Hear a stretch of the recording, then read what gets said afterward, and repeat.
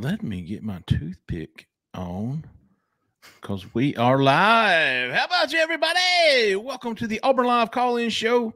Today is Sunday, January 28, 2024. I'm your host, Jeffrey Lee, Senior Recruiting Editor for Auburn Live on 3. Got a fantastic show. We always do when we go to the calls, man. Joining me to address your questions, maybe even reply back to a comment or two. Mr. Cole Pinkston, how about you, big dog? Yeah, I've been known to do that. Probably shouldn't do that. It is what it is. How about you? How about you? Mr. Jhead will be with us momentarily as he was held up in some traffic. I think some people were in the left lane, and he did not respond well to him. Let me just put it to you like that. I'm just kidding. I have no idea what he's doing. But they better not respond well to him. So we're going to get to the phone lines as quickly as possible, 701-779-9585. Before we do, we want to say if you're looking for a home, not a house, in Auburn, Opelika, Lee County, look no further than for the help you need. Miss Jessica Andrus with the Talents Group, 334-704-4442. She is a 5-star realtor. Thanks, Cole. You catch on quick, big dog. Yeah. She's a 5-star realtor, man. If you don't believe me, just ask me. I'll tell you. She's fantastic, goes well above and beyond what a normal realtor would do. I see it firsthand. I tell her to sit down sometimes and she just won't. So looking for a house, Auburn, Opelika, Lee County, give her a call, 334-704-4442. Tell her we sent you. All right, Cole. So since our last show, we've seen Auburn not hire a defensive coordinator. Nope. We've seen Ryan Williams recommit to Bama. New term, recommit. Recommitted. We need to get used to that term. Yeah, that's right. Days after an official visit to Alabama. I think he went for a couple of unofficial visits too. So there, as far as we know, Cole, in the recruiting department at Auburn Live on 3, Wednesday is signing day. And unless you know something I don't, I'm not expecting Auburn to sign anyone. No, I don't know of any names. I even saw that Dimitri Nicholas, who is Auburn's lone commit right now for the 2024 class, didn't sign in the early period. He tweeted today, February 7th. So I guess that's when he's going to do it. Is he going to sign with Auburn? I think it might be up in the air a little bit. You know, he didn't visit. He didn't visit Auburn. That's what I was waiting on, to see if he would take an official visit. And let me tell you something. He tried. He wanted to take an official visit to Auburn in January, and it didn't happen. So that kind of tells me. I don't think it's a him thing. I think it's more of, and I put this on the board not too long ago, I did a whole spill on it because I was just looking at the roster trying to do a story, and I was going, oh my gosh, the D-line. They've got to have something there. And I don't know if they think another high school guy is the right move. And I don't think it's against him. I think they like Dimitri Nicholas. They're probably going, we got to save that spot for the portal. I mean, I could see them going 2 to 3 more guys on the D-line, especially if you get a defensive coordinator who comes in here and runs a forefront. I mean, if that's what he wants to do, you got to have more. Listen, you're at least saving that spot for him, right? Sure. Because then that three-man front that Ron Roberts had, Dimitri was that nose guard, right? What I refer to as a nose guard. If you go to a 3, he's better at the nose than anywhere else, I would say. So I think you have a guy like Trill Carter right now that you just picked up from Texas. He fits really well at the nose if you want to go to a 3 front. But if they go to a 4 front, he's okay there too. You can put him at the shade, and he's fine. And you got to have more of those type of bodies. I think they're okay with the Keldrick Falks, and I think they feel good about Amaris Williams, Jalen McLeod. You know, his role is going to be a little bit different now because I doubt they're going to have a jack, which is a guy who drops in coverage a little bit more than a normal edge. So I don't think they're going to do that anymore. Whoever they choose, I have that feeling.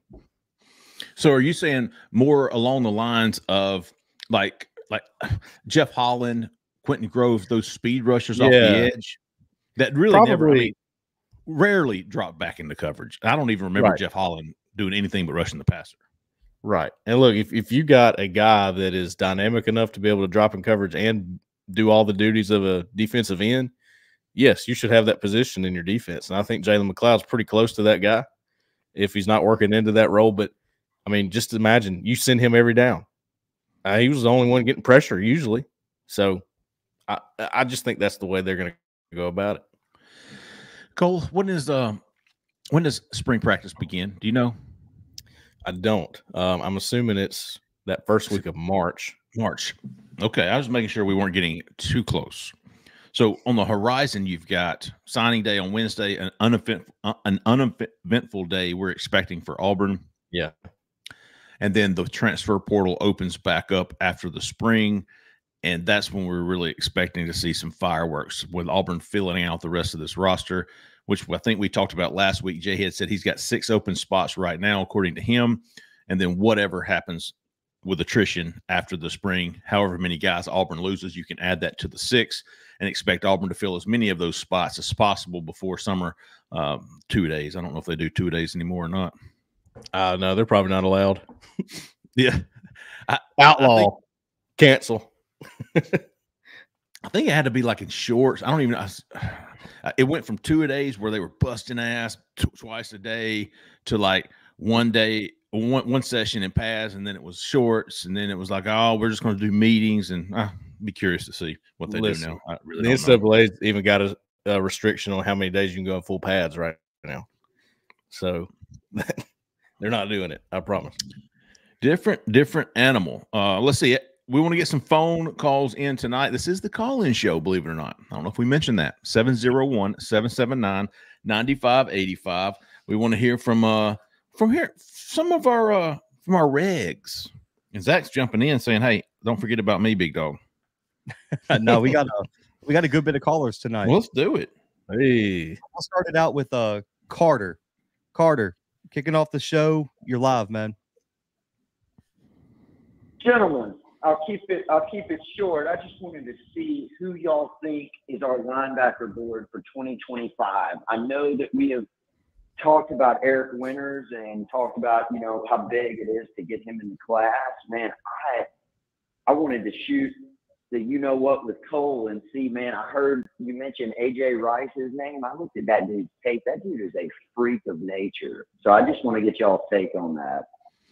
Linebacker board for 2025, Cole, Eric Winters. I think you mentioned Jaden Perlotti is somebody you want to keep an eye on.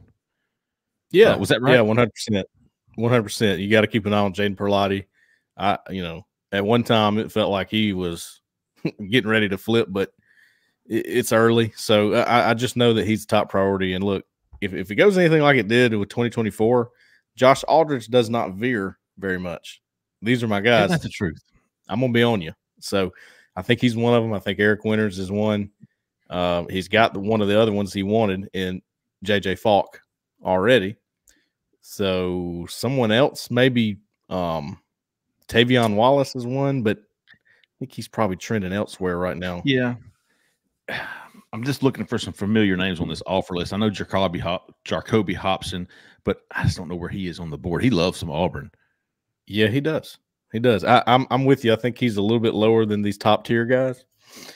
That doesn't mean Auburn won't go after him. I think they like him. They like Elijah Melendez. I know they like him. He's committed to Miami. These are just some names I've heard. As far as AJ Rice, I've heard his name a little bit, but I do think he's down the board some. But I don't think I mean, depending on what he does this year as a senior, that could mean a lot. Because that guy is pretty good up there at, I believe, at Madison Academy is where he's from. It's a decent question because really the linebacker board, as far as I'm concerned, is still really early for the 2025 class. Because even for us, man, we see the offers and we see the X's posts and all this stuff. But for us, the best time to really kind of figure out what this board looks like is through the spring and who they're bringing in on visits and what kind of attention they're receiving from these guys. It allows us to better understand kind of who they prioritize. And the linebacker board, of course, Auburn signed a huge linebacker class in 2024. So how big of a priority it will be, it's going to always be a high priority. But as far as how many people, how big the group will be, how many they signed? 5? 4. If you count Waller. Count Waller. Yeah, I'd say you probably count Waller. So 5. Well, hold on. Yeah, I was going to say, I think Waller was 4, wasn't he? Joe Phillips, DJ Barber, DeMarcus Riddick, Waller. And Waller, yeah. Is that everybody? Yeah, I think that's right. Signed 4. counting Waller. Yeah. Waller being your edge guy. It's interesting. You know, I was going back to I like to go back to the month of last year to see what were we talking about? What were the key storylines? Who were the guys at that time? All 4 of those guys. Really? Already been offered. Already we're writing stories about them. They're big time guys. All 4 already identified. Well, yep. Yeah. Yep. DJ Barber maybe a little bit closer back to February, but that's when I went to see him in person, and that's when he told me that Auburn was going to have a good shot. So Aldridge was all over these guys, but see, a lot of coaches they like to see them in person when they get them there for summer camp. Bryce Cain's a great example of that. Sure. Showed out at summer camp there at Auburn, and boom, he's in. So there's going to be some guys like that too. I don't know if linebacker is going to be the spot where it happens, but there's going to be some guys. Good stuff, you Bammer lover. Carter Man. Yeah, I believe he is Carter Man on the board now. Carter Man. Oh, yeah? I think that's his name. I've been seeing him pop up a few times. Okay. We're going to go over to Kevin from Wilmer. Kevin, you're live, man. Kevin from Wilmer, Alabama. What's happening, Kevin? Hey, Jeffrey. How you doing, buddy? What's on your mind? Walker White, DeMarcus Riddick, Perry Thompson, Bryce Cain, Malcolm Simmons, and all the 24 we signed. There you go. Well, Kevin, good news, buddy. Go ahead, Cole. I think Kevin is wanting us to talk about the passing game. That's what he talks about. Walker White and the receivers a good bit, and it hasn't died down since the All-American Bowl. There are a lot of people that want Walker White to be the starter at Auburn this year in his first freshman season.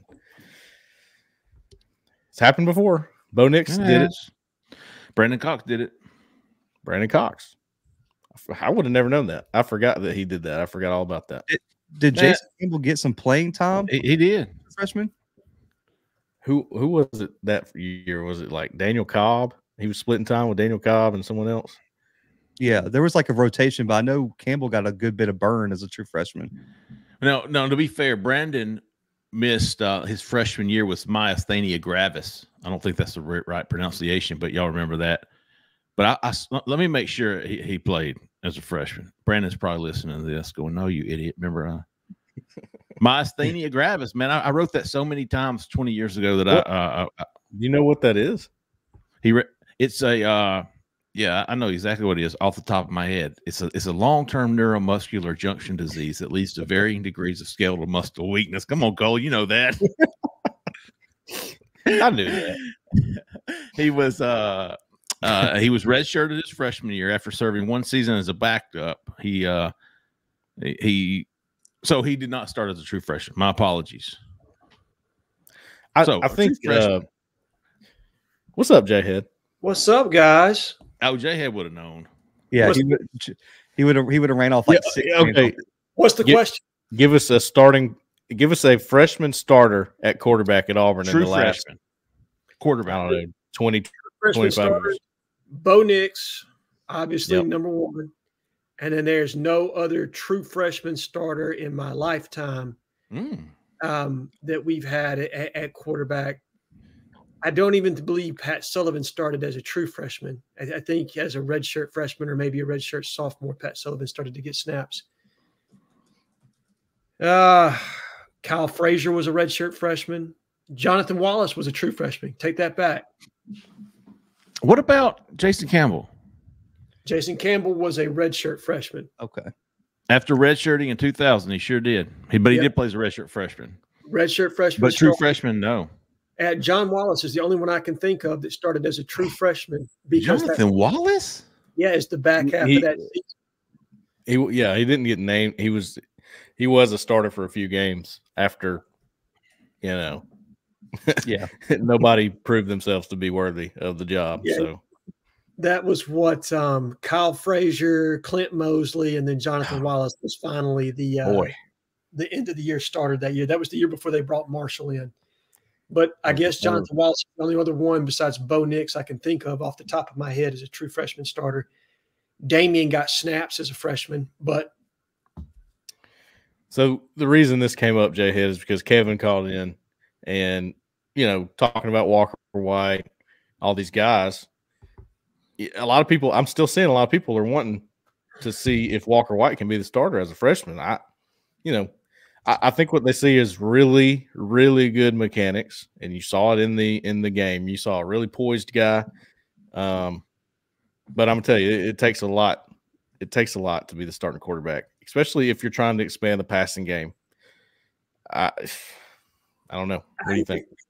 It's difficult, especially when you've got a seasoned option in Peyton Thorne that's there. And I know what everybody's going to say when I start talking about Peyton Thorne, but when you look at the situations of Auburn's quarterback room when you started a true freshman, Jonathan Wallace, Bo Nix, you didn't have anybody in that room with the depth of experience that Peyton Thorne has or the level of success that he's had at the Power 5 level. Granted, it hasn't been in Auburn, and last year was not exactly what everybody wanted it to be, that's for sure. But I just don't know, guys. I mean, I believe in Walker White. I think he is absolutely the future of this program at the quarterback position. Everything I've heard to this point leads me to believe he's going to be better sooner rather than later. But to start as a true freshman, it's so hard given the depth of the teams you're going to play against, the quality of the teams you're going to play against in this league. I just don't know. What if I told you Cody Burns started at quarterback as a true freshman? Yeah, didn't he split time with Brandon Cox, right? So was it? Yes. Yeah. Well, he was 8 of 12. Listen to this: the season opener against Mississippi State in 2007 was he was 8 of 12, passing for 65 yards. Yeah. So he split starts some. He wasn't the official starter. Cox started the majority of that season, and then Cody was kind of like his. Oh, you're right. He was like the Robbie Ashford of yes. Yeah. That was right. I remember that. That was when the 2 quarterback system became a thing at Auburn. Yes. And it was like it was a little jerky. Obviously, they were like 5-7 that year. So well, I think they actually went 8-5 in Cox's last year, and they really split them when Tony Franklin. You're right. You're right. The next year was 5-7, right? Yes, the next year was 5-7, and the wheels officially came off for the last year of Tuberville. Because that's when they brought Tony Franklin in and talking about I boo me too. Hell, I boo me too.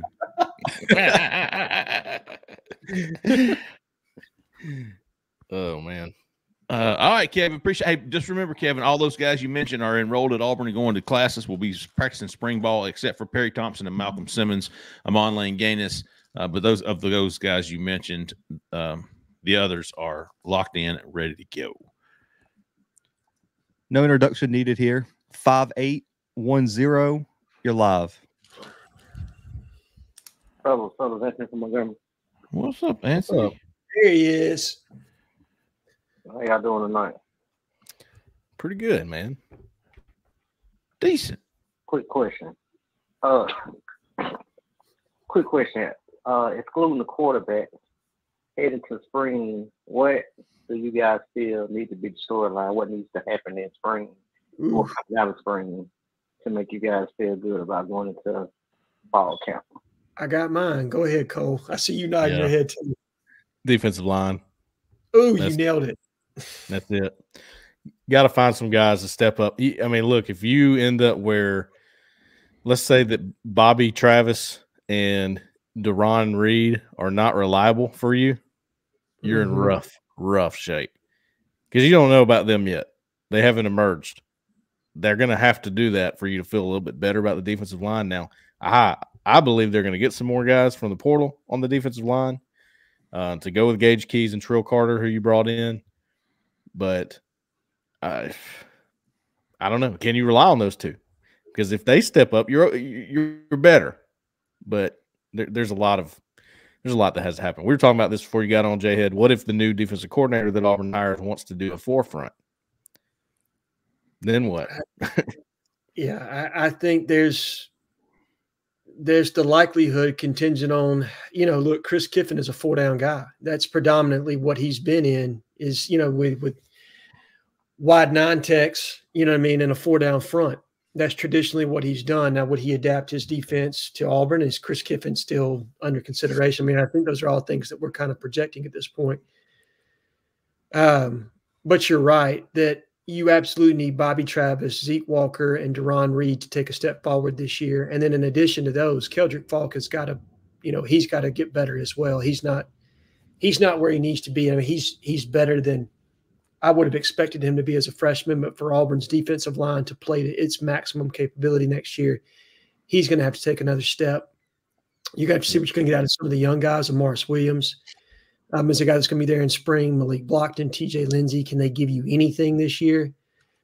Because what you don't want to do, and I'm with you, Cole, I think they have to go get 1 to 2 more guys in the portal after spring. I mean, I think we're already there with just needing the numbers, but you don't want to just have to get bodies, right? Like you don't want to just overload that position. I think we've got 6 to 7 spots left in this class right now. I don't know how much more attrition we're going to have moving forward, but I'm with you. The defensive line that's what probably my biggest concern moving into spring, and the biggest concern that could be alleviated is their production and how they perform. Jay Lee, Zach, how do you feel?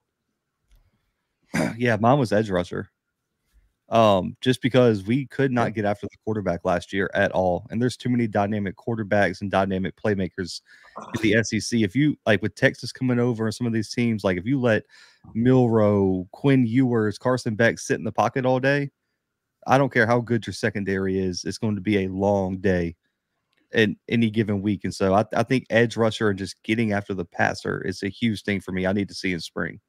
That's a good point, Zach, because don't forget, Jalen McLeod went down for a little bit this season. What if he does that again with what you have right now? It's Jamonte Waller. And nothing against Jamonte. I think he can play, but he's a freshman. Who's the Brenton Williams, I guess, is also in that room. Yeah. And if you're in a more of a 4-down look, he probably gives you more snaps at that defensive end spot. Yep. I think he's more capable of playing with his hand down than he is, hand off the ground type situation.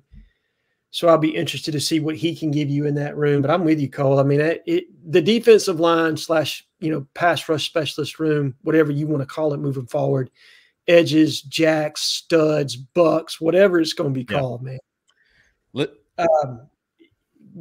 Getting more production from that unit overall. I mean, defensive line over the pass rush is just it's vital. They didn't get enough last year. Let's just say that hypothetically there's 4 spots to give for a spring portal window, right? Or after spring portal. Let's say that Auburn needs 3 more defensive linemen and 2 more edge rushers. That's 5. Yep. I believe that Auburn's not going to sit there and go, well, we only got 4 spots, so we'll make it work. No, I don't think they're going to go about it that way. I think they're going to go, hey, we need 3 defensive linemen and 2 edge rushers. Figure it out. Oh, yeah. So that's how I do think this staff knows how to build a roster, and I think they're looking at the D-line and edge and going, that ain't it. We just don't have enough. So I hope, anyway. I hope that's how they attack it. I certainly would, looking at the way it is right now.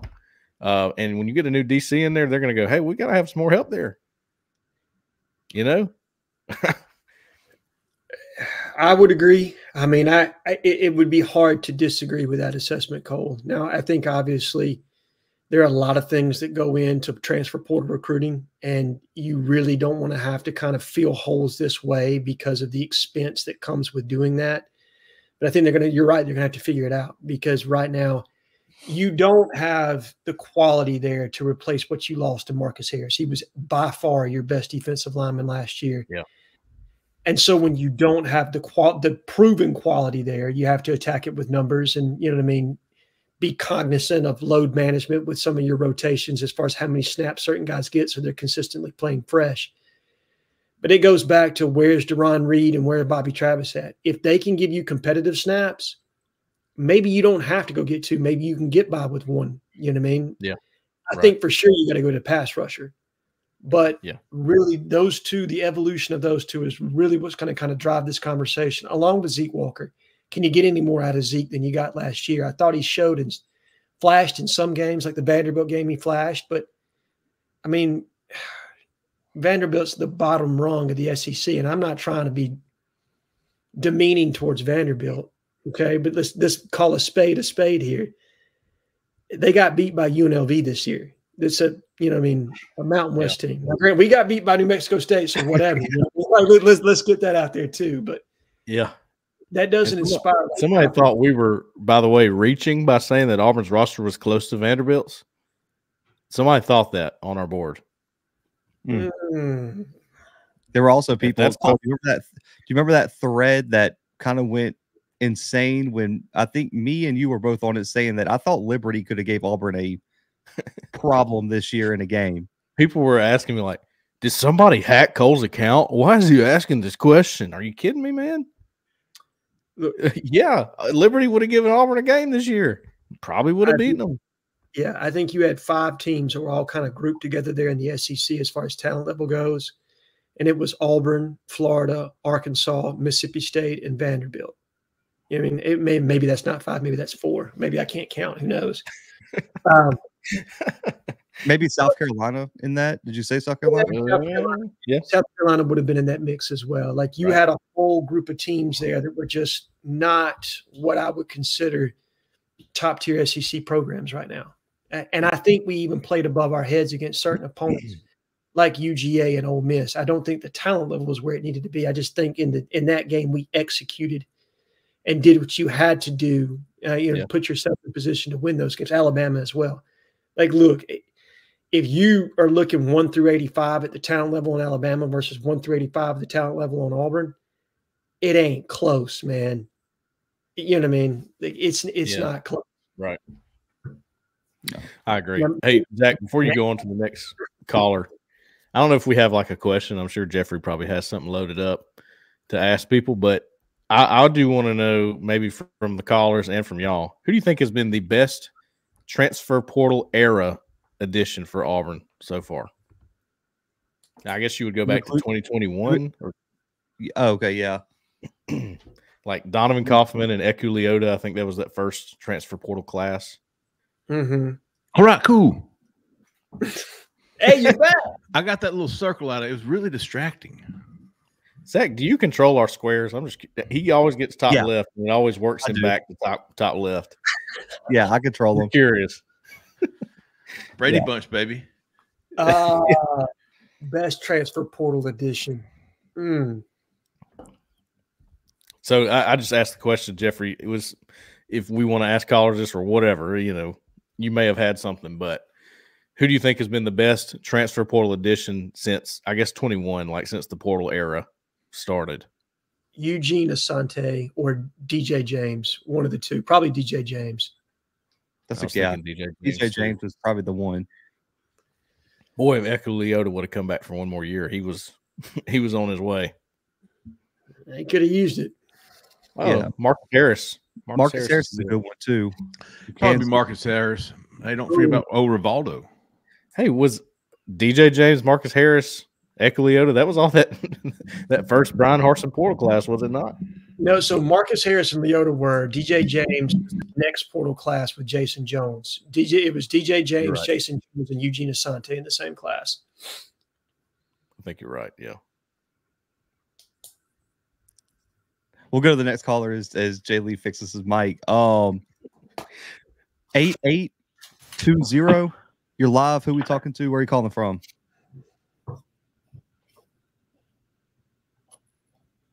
$8820.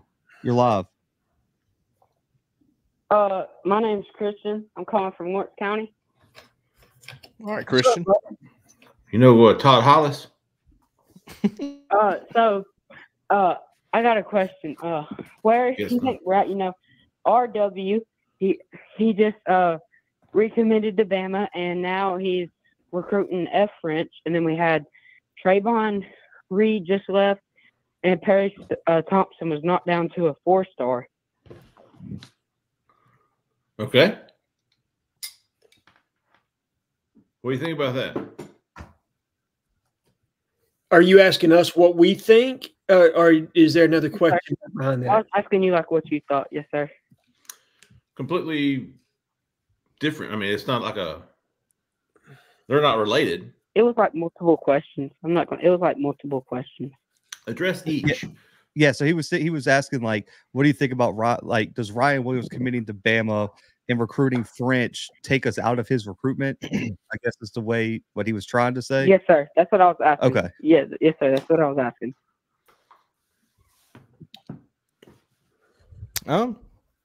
Is French the wide receiver from the 5-star that decommitted from Bama? He's from Florida. Is he Florida or Louisiana? I can't remember. Florida. I think he's from Florida. Yeah, he was at the Miami Battle thing. Yesterday. As far as I know, Auburn hadn't really been in it for him, and I don't think they are now. Yeah, and my answer to Ryan, he was committed to Alabama for a little while. He just reopened his recruitment. Alabama's back on him again. That's why I told you, you better get used to that recommitment thing. That's going to be a new term. I don't know if you've noticed, Jeffrey, when you type decommitted on, like, when you type it out, it puts a red line under it. Like, it doesn't recognize this word. It's just something we made up because it happens so much, You know what I try to do? I try to use the term reopen his recruitment. Yeah, because it doesn't accept decommitted very well for some reason. And then decommitted. I go back and forth with this, man. I've had like an argument with some folks back in my Rivals Day when we first started using this word. Yeah. And I was all about AP style. And I even went to like national writers like Stuart Mandel and those guys. I was like, man, how would you write that? And they said hyphenate it. Oh, yeah. And so I've always D-commitment. I've always used the hyphen, but it's not there's not a common tongue throughout the industry. There should be. No. We should have our own style. Which I've noticed that, and it does accept the hyphen after DE. All right, it accepts that fine, but I see other people not doing it, so I'm like, Another thing is the 4-star, 5-star. When you write that out, AP style, you always spell out the 1 through 9. So it's FOUR-star. STAR, but in the headline you use the numeral. Zach, you probably know all this, but it gets lost on like. I personally would rather see the numeral in a story because it tells me it says more to me. It's more dramatic instead of the word 4-star. So I don't have a problem with it either way. Personally, I was taught FOUR-FIVE-THREE, and then the numeral in the headline. So what the hell are we talking about? I know you went on a weird flag. That's my fault. The beach is that way. Yeah, man. I'd put us on that tangent. That's my fault. Yeah, thanks. Christian wanted to know about the that's but we aren't recruiting him, and he plays at Mandarin down in Jacksonville. Okay. And then that's a language too, you know it. Yeah. By the way, before we lose Christian, I tried the refrigerated Sour Patch Kids. How'd it go? Thumbs up. Did you love it? Up. Listen, I didn't love it any more than I already do. So I could take it or leave it. It didn't enhance my but I mean, it's tough to beat a 10. It's a 10's a 10, whether it's room temperature or out of the fridge. I tried the trolley worms or whatever. The llamas is what I tried. They're Sour Patch wannabes. They're great. Don't get me wrong. They're 8.5. Cole didn't like that. Cole's I believe didn't those come first though? I've been eating those since I was a little kid, man. Oh, for real? Yeah, I think they came first. Or Sour Patch. I'm almost positive. I had never heard of a trolley. And I also tried the nerd clusters. Yeah, those are clusters. Those are good. Those are good. I like nerds. I like I mean, if she's pretty, it doesn't matter if she's smart or if she's a band girl. I like nerds. No big deal. I guess I'm trying to remember all his questions, but I know one was about Trevon leaving. Yeah. Saw that coming. And I think Trevon wanted to get on the field. Yeah. That was not going to happen here at Auburn, given that you were employing Charles Kelly and Wes McGriff and Gus.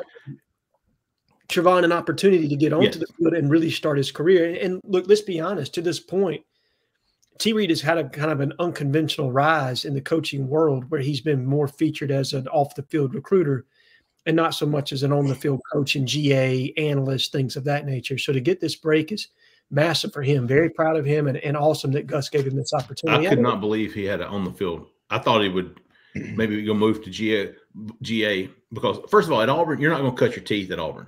No. Right? You're not going to take a first-year on-the-field guy. Honestly, for Gus to do that, I was really shocked. I mean, he loves him some T. Reed. Yeah, he does. So good for T. Reed. Fantastic man. Great to see him get this opportunity. I'm sure he'll do as much with it. I think he would have stayed at Auburn, but he was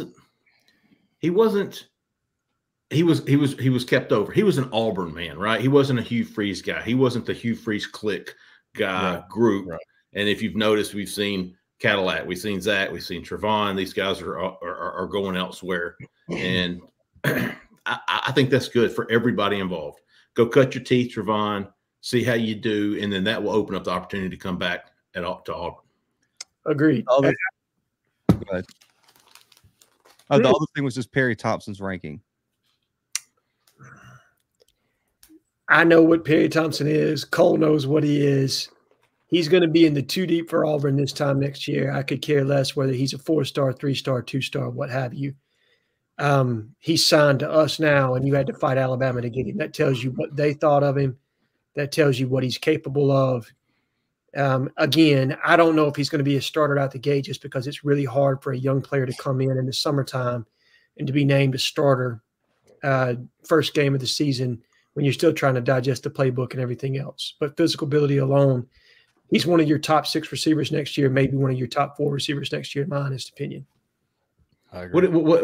How far did he fall? He's right. He's in the 40s, I think. Oh, heck, he's gonna be a lot lower than that on 3, I believe. I don't care. And who knows? They might be right. There's no way to prove that they're wrong. Yeah.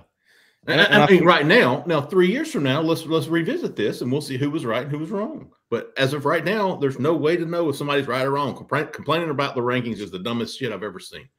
So with on 3, he is the number 55 player in the country, the number 5 player in the state of Alabama. He'll be in the top 100. I think the biggest litmus test for rankings is, are they going to get drafted really high, especially the 5 stars. They want that to emulate the first round. Yeah. And they probably, if I'm being just completely honest with you, they probably said, Perry Thompson's going to Auburn. He won't be a first round receiver. Mm-hmm. How many first round receivers does Auburn have? I mean, that factors in. It's got to. Sure. Well, yeah, they have to look good on draft day. That's how that works, because that's what they're saying. These rankings, we're going by draftability. Who was the last first round draft pick at a wide receiver Auburn had? 0. Has there been one? Yeah, none. To my I know knowledge, that the last 1,000-yard receiver was Chris something Wood. No, the last 1,000-yard receiver, I believe, was the kid that Ronnie Daniels. Yes, it was Ronnie Daniels. God, he was awesome. But the last highly drafted wide receiver, to the best of my memory, is going to be Tim Carter. Or Frank Sanders. Yeah, there you go. Those are Devin Romichadou. Didn't he get? Ben was pretty high, but I don't think they were. I think Devin Romichadou was. Yeah, they were first round. They were Anthony both Schwartz. Schwartz was 3rd round. Yeah. What about Slayton? Did he go pretty high? 4th, 5th, 4th or 5th. 4th or 5th. Frank Sanders was 2nd round, 47th overall. Yep. Frank was 2nd. I believe Carter, Seth Williams was 4th or 5th round. Yeah. Seth Williams. Seth was 5 or 6. Dang. He dropped to Denver. He really could have used a year to come back, to be honest, man. His route running was not where it needed to be. No. And then Sammy was about 3rd or 4th. He was a 2nd-day guy, wasn't he? Sammy was a 3rd round pick. The thing about rankings too, man. So you're trying to reflect the first round of the NFL draft with your 5 stars. That's the idea. Okay. Go a little further. Go to all the first round draft picks. What percentage of those guys ends up being 5-star worthy in the NFL, like legendary? Really? Probably not as high as you would think, I would guess. Right?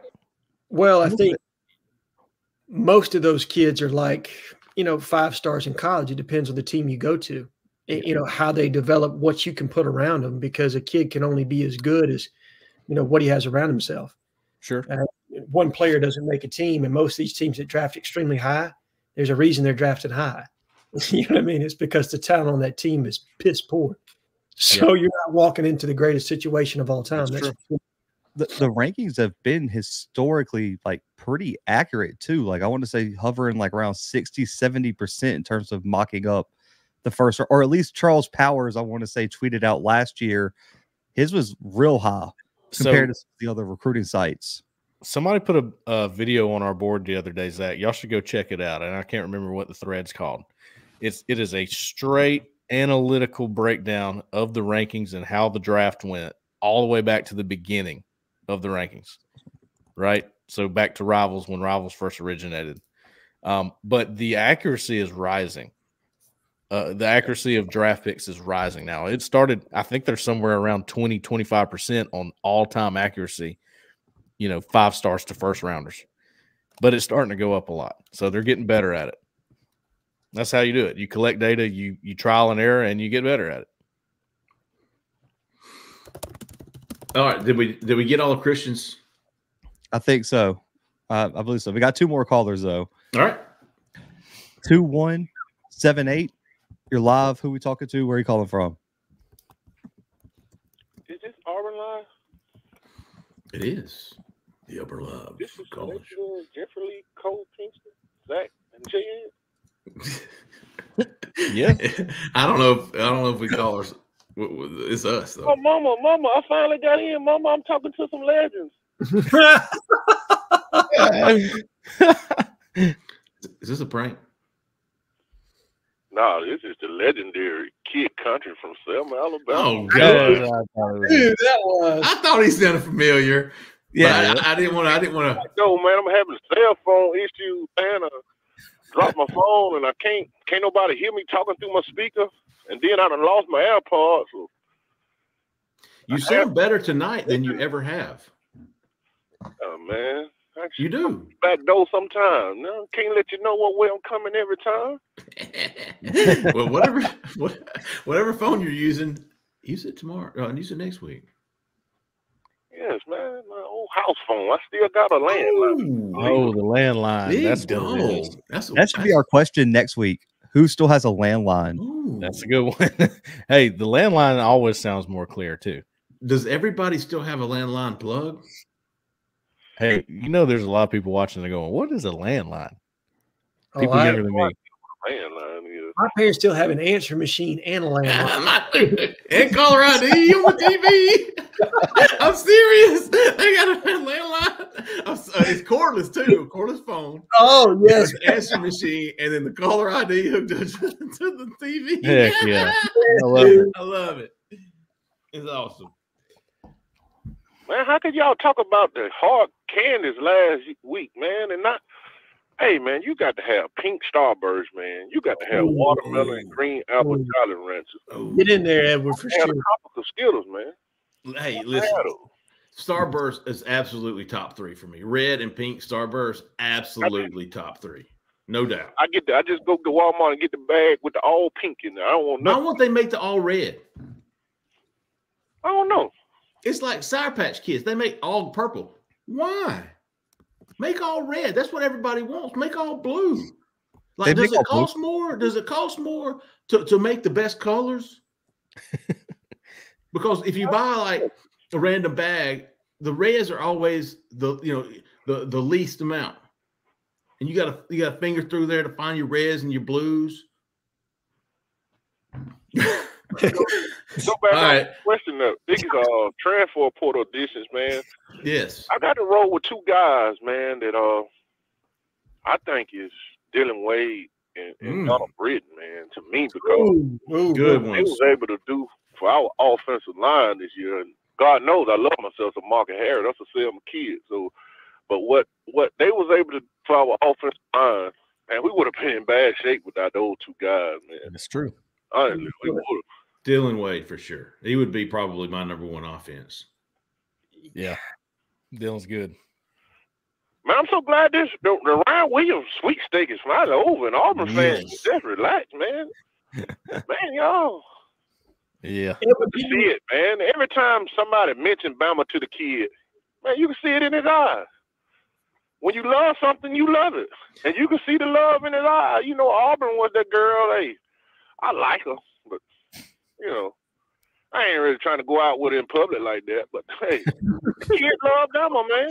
He just loved Bama. And, you know, congratulations to him. And I think, you know, that was big for the boy. Come in and he put a stake in the ground. He got the guy that he had to have. Because believe it or not, I hate to say it like this, but right now they needed Ryan Williams way worse than what Auburn needed Ryan Williams. We wanted him. I didn't necessarily just need him. He's a hell of a player, generational talent. But you get 5 wide receivers of that caliber. What, you just gonna not run the ball? Agreed, Edward. Agreed. Because you got to keep wide receiver that has been shown from NFL on down. That's the biggest diva group it is. Yeah. In this day and age, you have a free 5 in February, but you may only have 2 or 3 next year this time. They ain't gonna stay there. Right now, you know. So plus people overlooking, man. Malcolm Simmons and Bryce Kane don't take a back seat to nobody, man. We are perfectly fine at the wide receiver position. I never understood. Well, I understood. No, he's top player, one of the top players in the country. You got to go after him. But for me, you know, I have been saying when we get him, I'll be glad to have him.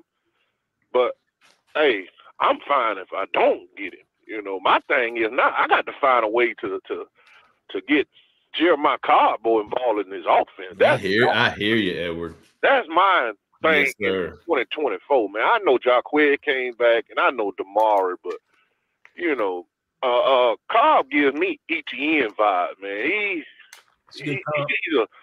He's a different kind of back, and I think for what Hugh Freeze does, certain backs fit certain schemes better. And I'm going to say this, it's not a back on the roster that fits a Hugh Freeze scheme offense better than Jeremiah Cobb, man. The kid will really put up video numbers in a game where you can get him in space, you can throw him screen passes, you can line him up in the slot. You could do so much with that kid. And I really want to see him excel this year because he's one that I don't want to look up next year and he in the portal because that kid's special, man. More 23 and 24. We fine. I'm more upset. The player that I wanted that we didn't get was Mario Craver in a Jeff Levy offense in Mississippi State. That's going to be the one that Auburn and a lot of schools hate that they didn't go out because that kid going to do some numbers over there, man. Mario Craven in a Jeff Levy offense. Oh, yeah. Yeah. Yeah. I was more hurt that we didn't go after him harder, in my opinion, because he was one that if we wanted him, we had him, but we didn't go after him. Cole made a when you said this earlier, Cole, about the summer camps, and I thought of Bryce Kane and Edward. It was Bryce Kane versus Mario Craver in summer camps, and Malcolm Simmons was there too. And Auburn looked at all 3 of those guys and said, "These are the 2 we want." Craver was 1C. Tell you what, Jeffrey, I watched Mario that day. You love him, don't you? Bryce was good, but Mario was right there with him. And I was going, man, how do you decide on that if you're only taking one? I think I said, hey, just take him. If Mario wants to be here too, I think you're going to be sorry for letting him get away, personally. I think there's a chance of that. I do too. Yeah, we were going to take a smaller receiver. I mean, we could have got him, but I understand we went after the big fish. But you know, we went after the big fish. Now, Edward, I would say this: I have too much, man. I just called him to chop it up with y'all guys like I normally do. I like it, Edward.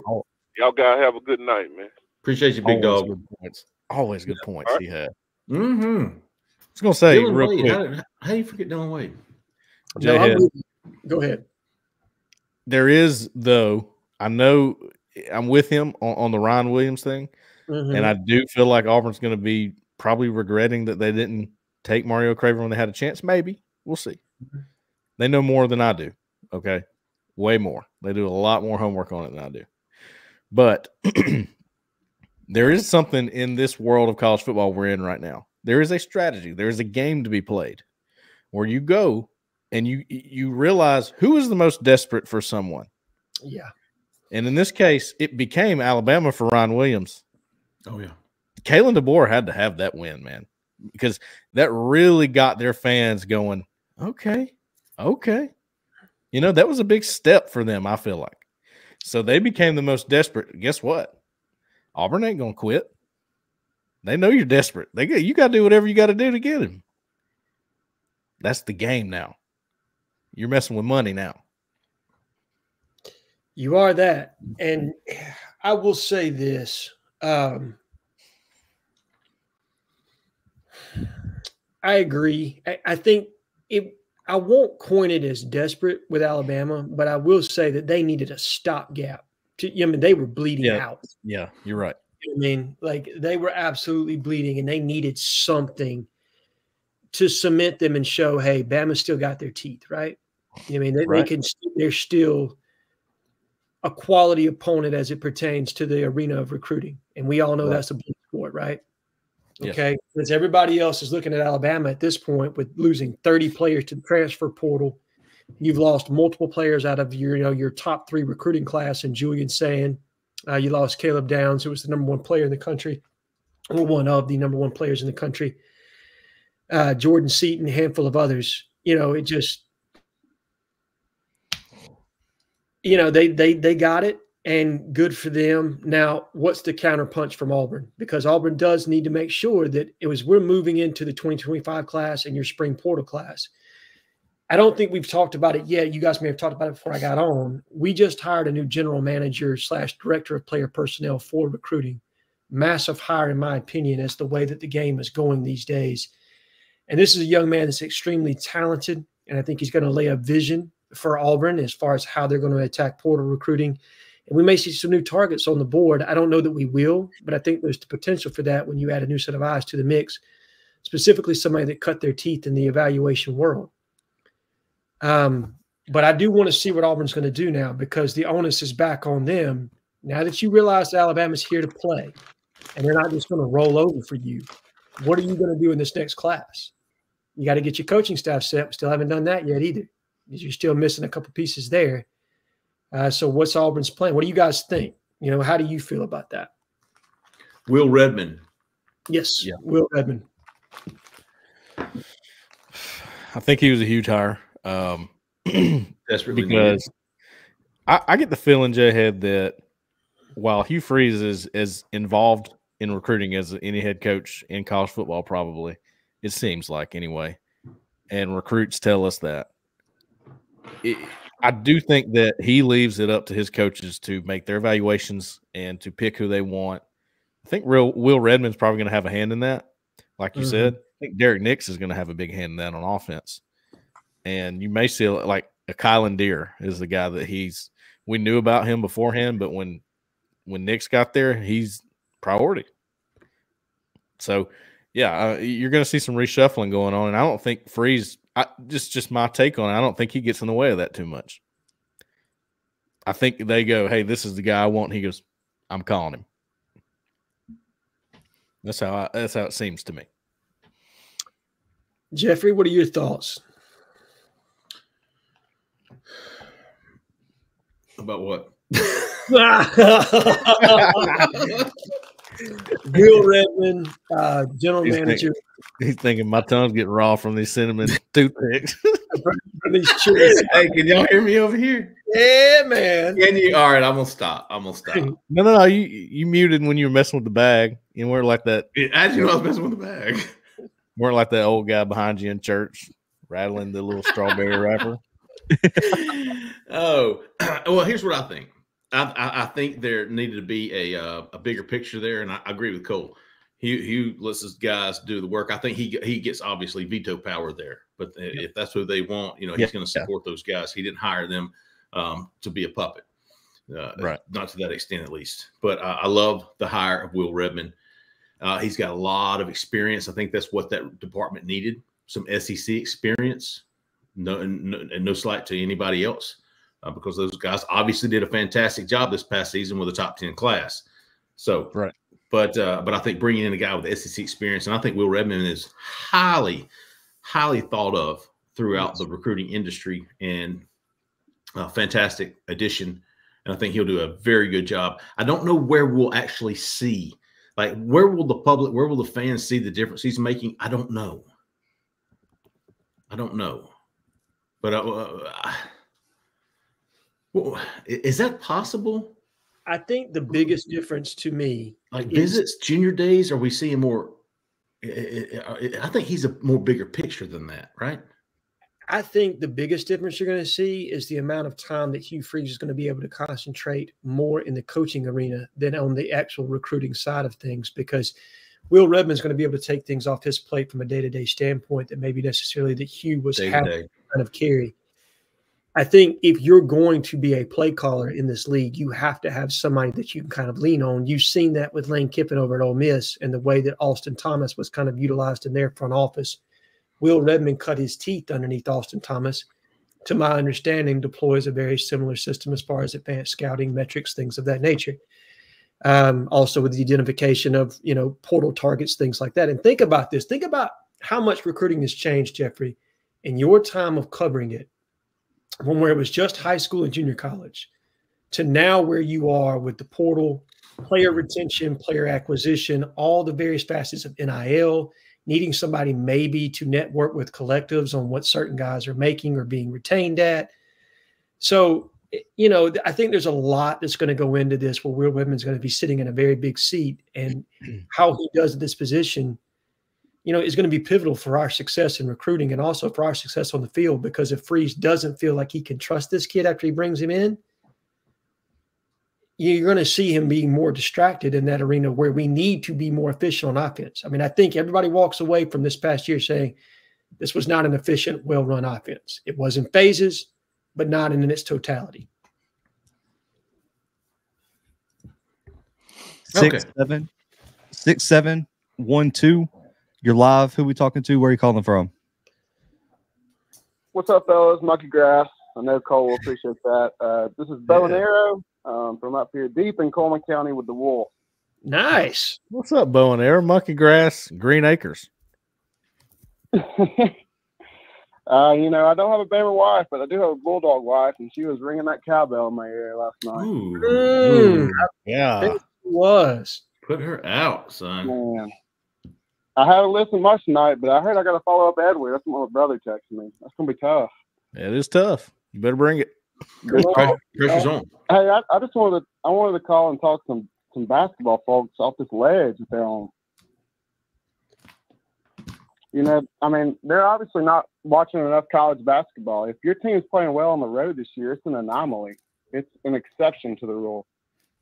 That Duke lost at Georgia Tech. Duke lost at Arkansas. Arizona lost at Oregon State. Kansas has lost multiple times on the road. UConn's the #1 team in the country, and they got beat by double digits at Seton Hall. I just want to throw it out there that at Coro's year, we went 25-6, and our 4th and 5th game were in the SEC. We're at Bama and at Florida, and we looked like we couldn't do anything right. Samir was throwing alley-oops 4 rows deep. Wiley couldn't catch anything. We couldn't shoot it. Guards were getting 0 separation. We looked like we couldn't do anything. And that team was able to put it together in the end. And, at the end of the year, we were going up to Knoxville, and, Samir had like 32, and we just, we boat raced them. And I just wish everybody would calm down. We got some real weapons with Broom and CBM, and, we never beat ourselves. We don't turn it over. We play good defense. And anyway, I'm going to hang up and listen and see what y'all thoughts are on that. I just wanted to say my piece. I think some of these basketball fans need to turn on some games on Friday nights and Thursday nights and look at some of these top 10, top 25 teams go on the road, and they don't even look like the same team at home. So anyway, thank y'all. Appreciate you, Bow and Arrow. Jhead? I'm not our basketball guy, but basketball's a marathon, not a sprint, right, Jhead? Absolutely. In football, now this is pre-playoff era in football. not every game is, you don't live and die with it the same way you do football, where every game is so pivotal and that every game matters so much. With basketball, you can lose games and it doesn't necessarily affect your trajectory or you know what I mean, or where you're even necessarily going to be seated as it pertains to the tournament. What I would say, and I was glad to hear that phone call, because being a fan and being rational don't always coincide, right? You know, there's some irrationality because you love it so much. That's, you know, I mean, you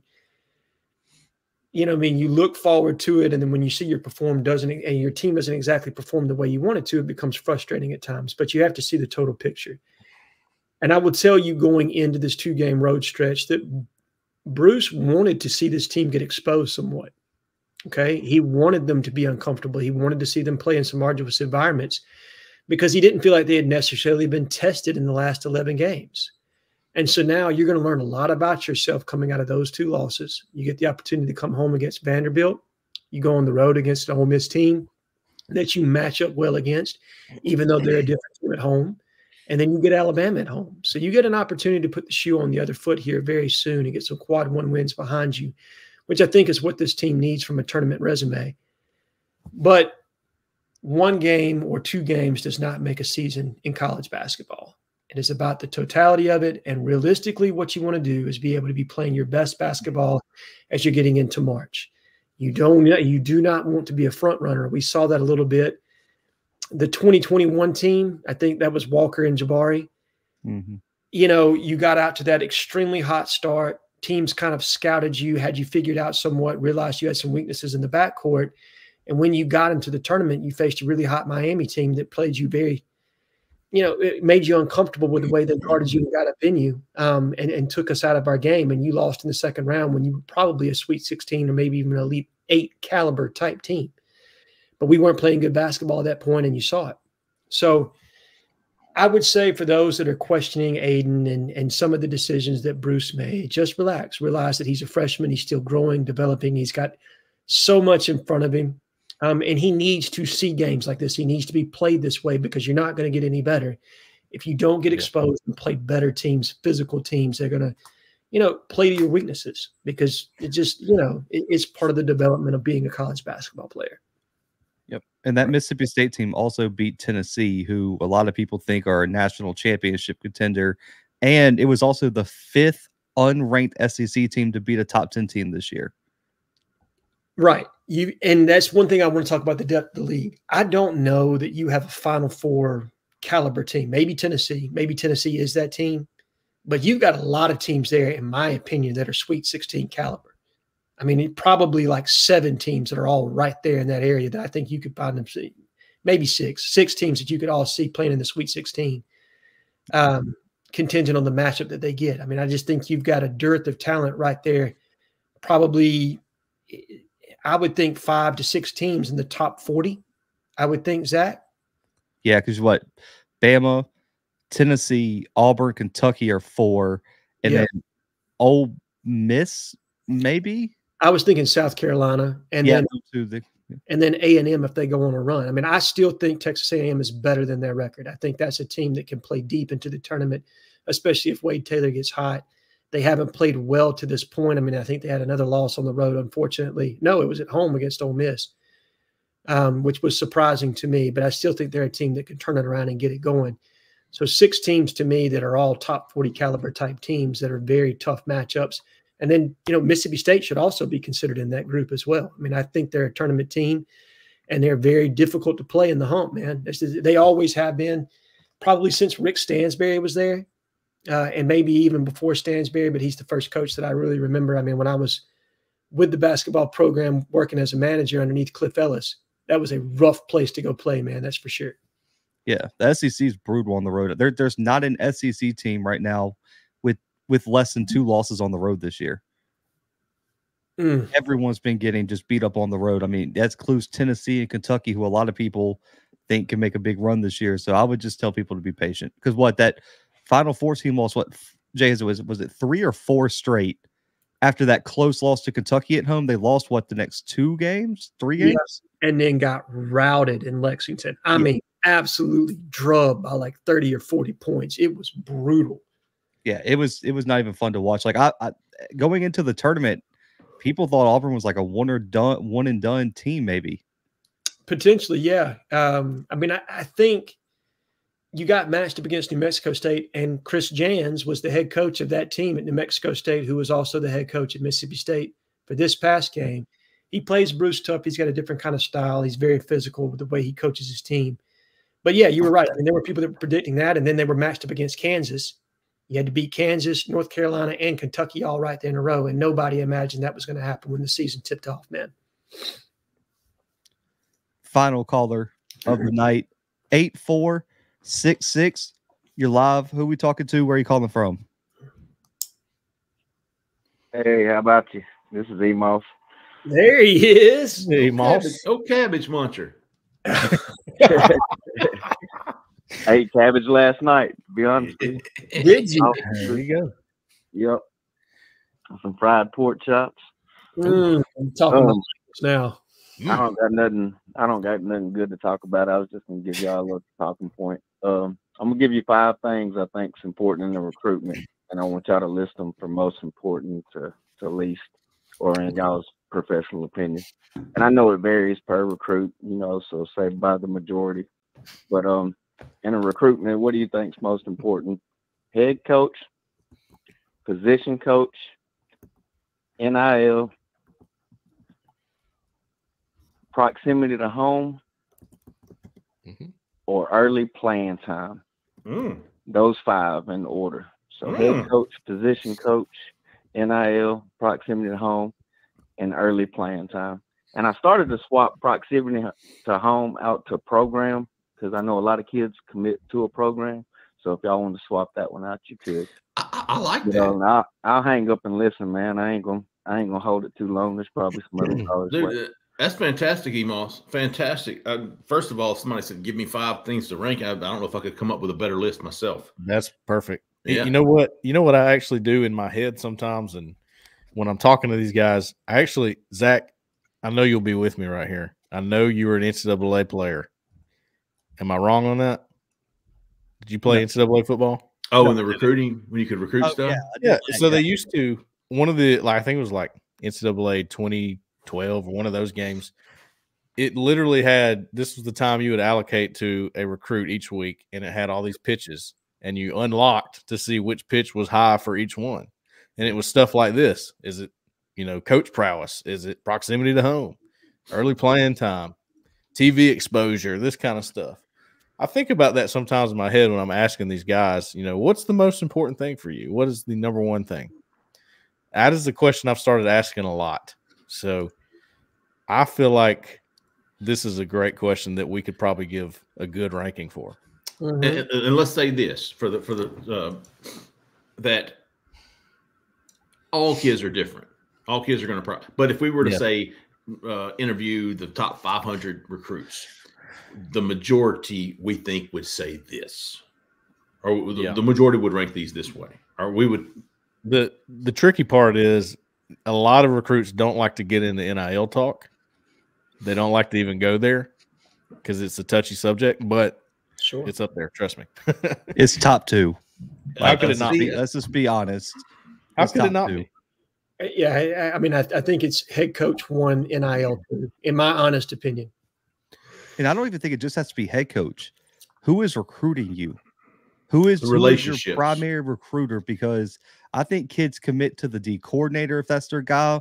If they love the linebacker coach, like they'll commit to an assistant coach if like that's the guy that they're going to ride for. And that's why you see when those coaches get other jobs, now those kids will follow them a lot of the time. I would agree with that, but I think it's much more likely that they stick if the same head coach is in place. I mean, I do think that gives you a little bit, like it's weighted in there, right? But I mean, I'm with you, Zach. Like that carries a lot of weight with these kids, like who your primary recruiter is. But if the head coach sticks, I do think that makes a difference of whether they hop in the portal and follow that coach. There's so many different scenarios. I'm with you there. I'd go head coach 1 as well. Yeah. Okay. Yeah. Let's think about this. If we were interviewing Walker White right now, how do you think he would rank these 5? I think it's going to be completely different than if we were to interview Cam Coleman. Yeah, you're right. You're right. I mean, I don't think NIL was a factor for Walker White. Don't think it was. Never considered it. He was fair. Sounds good. I want to be at Auburn. I want to play for Hugh Freeze. Yeah, I love the crowd, the atmosphere. This is where I want to go. I fell in love with Auburn. This is and Email said if y'all want to substitute the program, whether it's winning, whether it's culture, family, whatever it is. But for Walker White, I think there would be a different list. For Cam Coleman, I think it was NIL. There is a category that would probably just be all of these things in one, and that's just fit. Where's your best Overall fit? Where do you fit. feel the most comfortable? And I think that would probably be Walker. I think that's where he lands. Yeah, because I still go head coach because I don't think Walker White's looking at Auburn if Hugh Freeze isn't the head coach. No, you're right. So from this list, NIL is number 5. Mm-hmm. Head coach is number 1. Yep. I don't think position coach matters to Walker White. I don't think Philip Montgomery made any kind of. I don't think that was a big factor in his decision. No. I don't think proximity home obviously was a factor. Early PT was not. I just think I really don't. I think it was Hugh Freeze and Auburn for Walker White. You know, I literally just asked quarterback target TJ Lateef. Yep. I don't know if we've even talked about him much. He's a 4-star guy from California. Auburn is recruiting him. He's got Auburn in his top 7. I did an interview with him the other day, and I asked him, what are the main factors you're looking for in a school? That was the last question. I ended it on that. His reply, there are a couple things. I would say relationships, somewhere that I'm wanted. I don't want to go somewhere and chase the label. I want it to be a mutual thing. I want to go there, and they want me there. And somewhere where the fans love me. I want to be in an environment where the fans want me to. Now, sure, NIL is going to play into it, but they don't ever go into that. That's what I'm trying to explain. They're not going to go into that part. No, it would be more fun if they did, right? Since it's such a huge part of the story. Like, I mean, somebody did one time, Jeffrey, remember, I think it was Cam Franklin. He's like, well, I mean, they ain't getting me on a discount. Yeah, that's right. He sure did. Yeah. I ain't on the clearance rack, big dog. Yeah, ain't gonna be no discounts. That was his words, wasn't it, Cole? Yeah. Mm-hmm. Think about how big of in the NFL or the NBA or what have you, the contract that people sign is a huge part of the story, right? You know what I mean? Yeah. I wish that there was more transparency as far as that goes, and people didn't have the negative connotation. Because you know what college, I mean, when we're getting off topic here, but people go, well, he just bought them. You know what I mean? No shit. Everybody gets bought, man. You know what I mean? Like that's how it works. I will say that's this. why he wanted to sign with Auburn is because they were paying him more money. I will say this. I know of a couple of recruitments, and I won't say any names, that chose a school for less than what they were being offered from someone else. Yeah. I know of a few of those. I know for a fact that happened in this cycle. Well, there's a conversation, like, I mean, it's the same thing. It just in terms of normal everyday life is like everyone's got a number. And as long as you're making at least that, you can be happy, and anything else is just extra. So why not go to a place that you would enjoy playing at? You're a better fit if the money is only marginally different. Like what's the difference between 100K and 120K? Yeah, I would tell you the people around you that are making that decision. That's the difference, Zach. Yeah, I know of at least one that was chose Auburn. This was back before NIL. Even though the rival school was paying more money. He's like, no, I'm good. No doubt. We got 50K here in this bag. He said, I'm good. Yeah. What would be in? Let's just go about this ranking as the average. Okay, I know everybody's different, but the average says head coach would be the biggest thing for everyone. I think so. I think head coach. Yeah. I mean, you're not even listening to NIL if you don't like and respect and want to play for the head coach. Well, look, we've all heard it. I don't think it's a secret anymore. The deduction that Nick Saban was getting on kids that were just going to play at Alabama, where they didn't have to necessarily pay up, man, because it was Nick Saban. And I think Kirby Smart gets the same treatment right now, if we're being completely honest. Sure they do. Yeah, so, coaching relationships always have to be number one. And then I'll put NIL 2. All right. Everybody good with NIL 2? I think I would go with that. 3, though, I think proximity to home. I think playing. It's either that or position coach. Yeah, lead receiver. I think playing time Playing would be time. my See, three. these last three, I could interchange them. I really could. Yeah. I can make a case for position coach being 3. I can make a case for proximity to home. It just depends on the recruit as far as proximity to home. It really does. I think the more NIL goes up, the more playing time goes down. That's the ratio to me. Maybe, but it depends on how your contract's structured, man. Like, yeah. Because people aren't going to be paying if you're not producing. That whole did not see any action on your homepage for your player eval. No one's offering you more money because it says no actions. Right. And like, all right, by the letter of the law, yeah. You know what I mean, like, okay, NIL is not for performance incentives, right? But we all know if you're not on the field making plays, there's not a chance in hell you're going to be getting more money, man. Yeah, there's not some transfer who hasn't played in 2 years ago, but I've got 1 million followers. Yeah, I got Instagram. Followers, and Team X, they're willing to give me this. All right, brother. Well, you just go ahead and hop on down the road and see what they're willing to do for you. The reason I say proximity to home, I go back to the LJ McCray recruitment. Okay. He wanted to stay in his state, it seemed like. We felt that way all along. Sure. Now, if he wanted early playing time, he could have gotten that at Auburn, no problem. Easy. I think he got it at Florida, though. He does. He gets that at Florida, too. You're right. I just think that's, to me, proximity to home is more for high school. It's a big deal. I feel ostracizing as far as or isolating. It's going to be more recruit specific. Yeah. Yeah. Well, Jamonte Waller didn't give a shit where the school was. DeAndre Carter didn't give a shit where the school was. Walker White didn't care. No. There's some people. That's the only reason Go ahead, Zach. Oh, I was supposed to say the only reason I drop it is because of how national recruiting's gotten. Like we always talk about like pipeline states and stuff. It's like if you're not recruiting nationally, you're not competing. Like if you can't go recruit California, if you can't go recruit, I mean, you got to get outside of just like Georgia, Alabama, and Florida. Like you got to recruit nationally if you're going to compete at a national level. Yeah, I think you have to cherry pick spots. And now, I'm going to be honest with you. I think in the infancy stages of when you're rebuilding a program, you got to make your hay at home. Work in and work out. Yeah. Yeah. I mean, I think you have got to build your brand at home and work your way outward. I don't think you can do, and we saw this with the Harsin staff. They tried to build outward and then come back in, and it just didn't necessarily take. But I'm with you, Zach. I mean, I do think you have to be able to cherry pick from other states. You got to be able to go to Texas and get somebody. You got to be able to go to California and grab a kid. Go up to the DMV, North Carolina. I mean, you saw Auburn do it in this cycle where the basis of their class was built out of the state of Alabama. Yeah, a couple from Mississippi, a couple from Georgia, and then they went out to North Carolina, California, and Texas to grab kids. You know what I mean? You also have the other side of that coin. Like I talked to a Kylan Deere, the running back, the other night. Asked him about. He mentioned that Freeze talked to him about also being from the state of Mississippi, and he knows how the guys in Mississippi usually stay with the Mississippi schools. It happens a lot.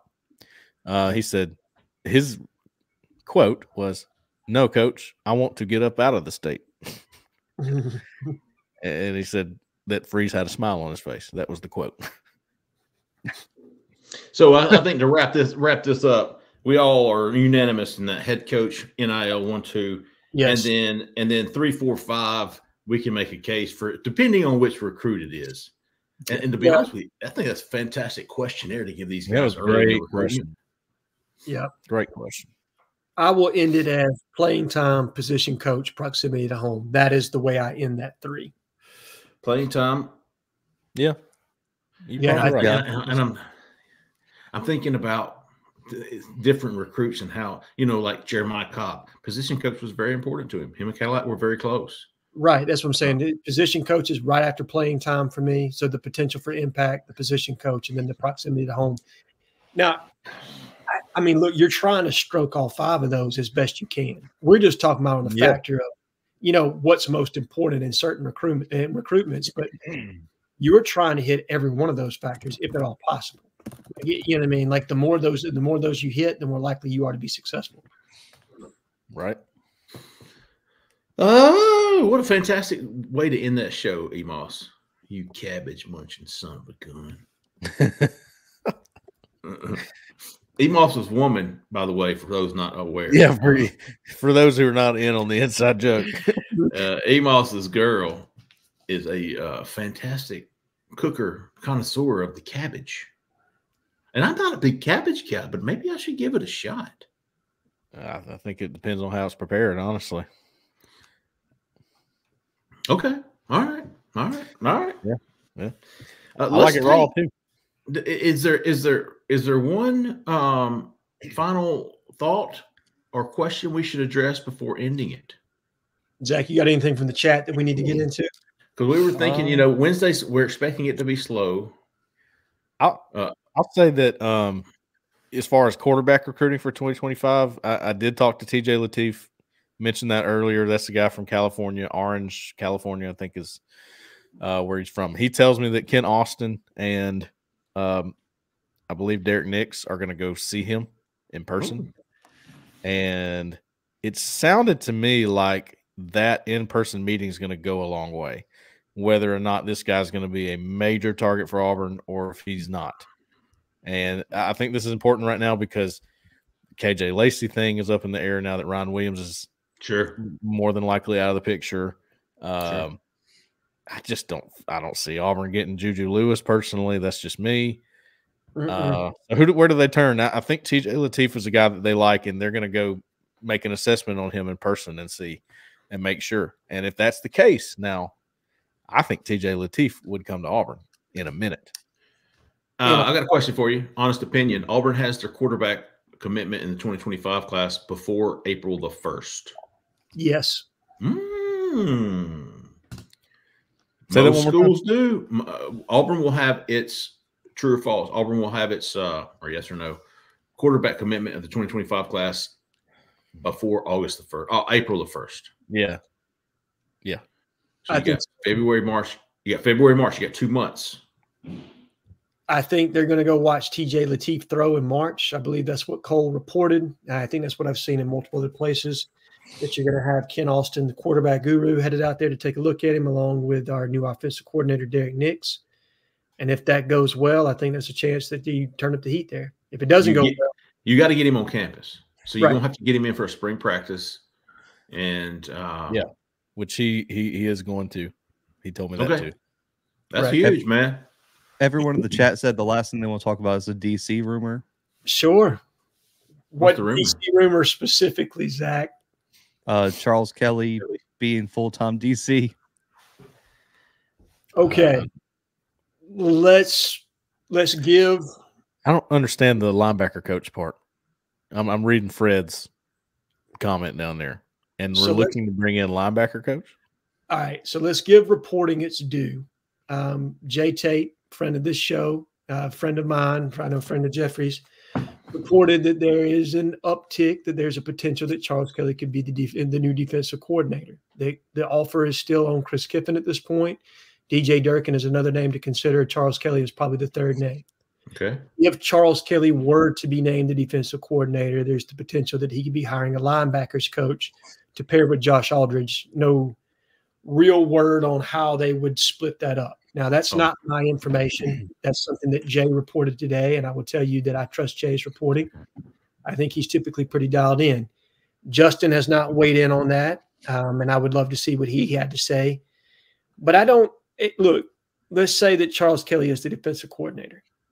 Okay, I don't think it's fair to judge him on what you witnessed this past year at Colorado. No, not at all. I don't think that situation ever had a chance to truly be successful given the amount of players that you brought in and the level of talent that was there when he got there. Okay, in this game, whether you want to admit it or not, is about players. So judge Charles Kelly more about what he did at Florida State, and I think during his time there, he had several top 30 defenses while he was there. What I say, go ahead. I'm sorry. Was he the coordinator at Florida State when they beat Auburn in 2013 national championship? He was not. Jeremy Pruitt was the defensive coordinator that year. Charles Kelly took over for the 3 years after that. Gotcha. But he was on that staff. He was actually the linebackers and special teams coach on that staff. Right. And runs a very similar system to JP. But I would say that, Is he a lights out defensive coordinator? No, I don't believe so. Can he be a good defensive coordinator given proper talent? I do believe he can be effective for sure. I still think Chris Kiffin is probably the person that Hugh Freeze wants. If I'm being honest, I think that's where the offer lies. And what happens beyond Chris Kiffin, I'm not exactly sure. But if it is Charles Kelly, it's not the worst thing in the world, in my opinion. But what do you guys think? I completely agree. I completely agree. I would be fine with the promotion of Charles Kelly. Now, would there be and Jay said he reported that another linebacker coach could be in the cards. Potentially, yes. Now, he didn't give any names or anything like that, but obviously, Charles. Are you thinking inside, outside? I don't think that. Yeah, it wasn't stated just yet. I know Josh Alders has experience coaching both. He's obviously coached inside linebackers for us this past year. Prior to that, he was a defensive line coach and outside linebackers coach at Liberty. So he's got some versatility where you could kind of pick and choose what you want to do. I honestly don't know, but you're right. Inside linebackers coach, outside linebackers coach, and I don't know who would come in to do what. But again, that's not my reporting, and I'm not well sourced on that. But to discuss what Fred's asking, I do want to give credit to the person that reported it, and that was Jay's reporting. And look, man, I mean, I trust Justin and I trust Jay to know what they're talking about in that avenue. Okay, I think they both have been very dialed in this search, and I'm not here to mince words or to in any way disparage what Jay reports. If he's reporting that, then it's legitimate. Oh, for sure. Yeah. Full confidence in Tater. I would say I think I would be just fine with the move of Charles Kelly to defensive coordinator. The only thing that I maybe wouldn't like about that, coordinators, in my experience in doing this job, are not on the road or not in the recruiting maybe as deep as a position coach. Sometimes. It's not always the case, but you have to. I mean, they have more to attend to on the football side of things, if you know what I'm saying. Sure. Obviously, being a coordinator, if that's the case, I like Charles Kelly in a recruiting role at Auburn, in a more of a recruiting role. Now, there are some nuances to being a defensive coordinator and going, "Hey, this is my defense. This is how we want you to be used in this defense." He could work that angle a lot too with guys.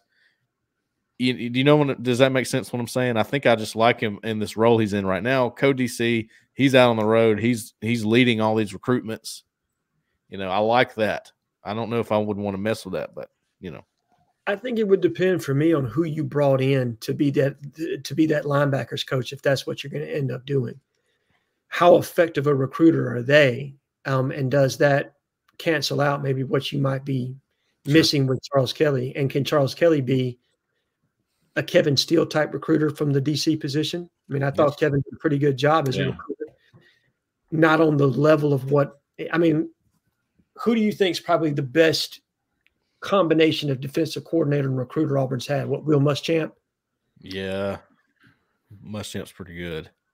Oh, for sure. Now, I don't know how active he was. No more – I mean, he was as active as anybody else. Right. He was like a Hugh Freeze type, all hands on and stuff. I'm thinking of this in more of a new age sense too. Sure. The way that things are now, as opposed to, you know, when Will Muschamp was at Auburn, it's probably a little bit different. The way things are now. I guess I'm asking, if Charles Kelly were promoted to defensive coordinator full time, does that affect him as a recruiter, do you think? Yes and no.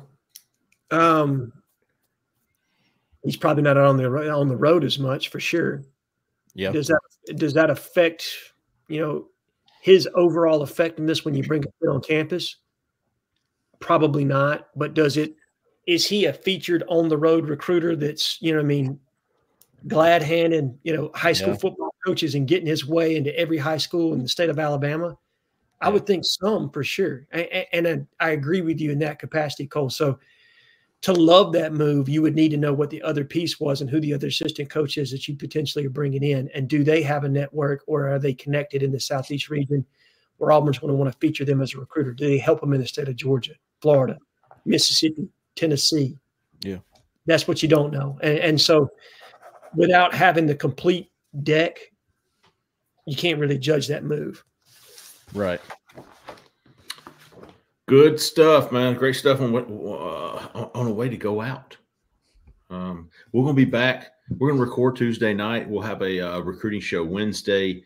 Not expecting anything, but hell, don't hold me to it. We've seen crazier things happen, but over the next 48 hours, unless things change, we don't expect Auburn to add anybody from the high school ranks, at least at this moment. We'll be taking questions from the corner Tuesday night. So if you got a question, recruiting question for us, look for a post from Mr. Jhead around.